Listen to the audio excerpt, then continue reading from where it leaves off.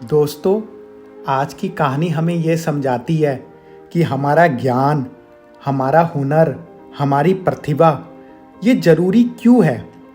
तो चलिए शुरू करते हैं आज की कहानी। एक दिन की बात है, एक ऊँट और उसका बच्चा बातें कर रहे थे। बातों बातों में ऊँट के बच्चे ने उनसे पूछा, पिताजी, बहुत दिनों से कुछ बातें सोच रहा हूँ, क्या मैं आपसे उनके बारे में पूछ सकता हूँ? ऊँट बोला, हाँ हाँ बेटा, ज़रूर पूछो, मुझसे बन पड़ेगा तो मैं जवाब ज़रूर दूंगा। ऊँट के बच्चे ने पूछा, हम ऊँटों के पीठ पर कुबर क्यों होता है पिताजी?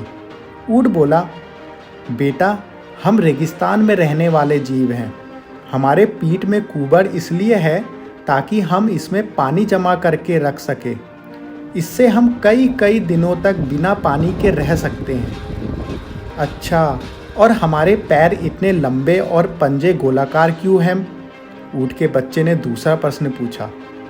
जैसा मैं तुम्हें बता चुका हूँ कि हम रेगिस्तानी जीव हैं।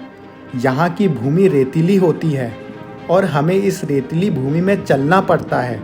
लंबे पैर और गोलाकार पंजे के कारण हमें रेत में चलने में सहूलियत होती है। अच्छा, मैं हमारे पीठ में कुबड़, लंबे पैर और गोलाकार पंजों का कारण तो समझ गया, लेकिन हमारी घनी पलकों का कारण मैं समझ नहीं पाता। इन घनी पलकों के कारण कई बार मुझे देखने में भी परेशानी होती है।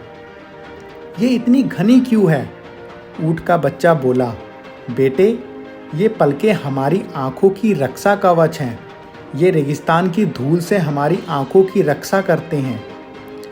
अब मैं समझ गया कि हमारी में कुबड़ पानी जमा कर रखने के, लंबे पैर और गोलाकार पंजे रेतीली भूमि पर आसानी से चलने और घनी पलकें धूल और आँखों की रक्षा करने के लिए होते हैं। ऐसे में हमें तो रेगिस्तान में होना चाहिए पिताजी। फिर हम लोग इस चिड़ियाघर में क्या कर रहे हैं?